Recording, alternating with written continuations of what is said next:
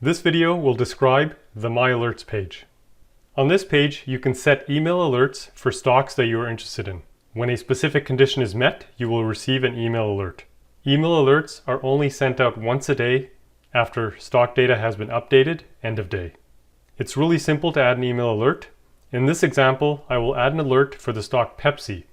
I want to be notified when the current dividend yield for Pepsi exceeds 4.5%. Step 1, I can search by company name or stock symbol. I'll go ahead and select the company. To enter Canadian stock symbols, simply type in the symbol, then add a colon and the letters CA. Step 2, select a column.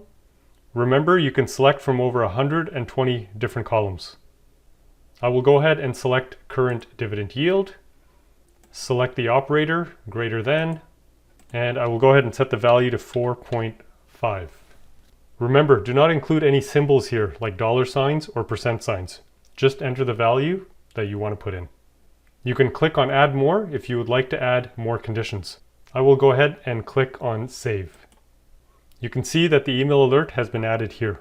When you create an alert for a stock, the My Alerts icon will turn blue and have a circle around it. So if this stock appears anywhere else on the site, you can immediately recognize it from the blue icon and know that you've got an email alert created for it. To delete an alert, just simply click on the blue icon here. We can see that the alert has now been deleted. To modify an existing alert, you will have to delete the original alert and then create a new one. From any stock table in the site, you can click on the My Alert icon and it will bring you back to this page so that you can create an email alert. I'll demonstrate this from the top ranked page.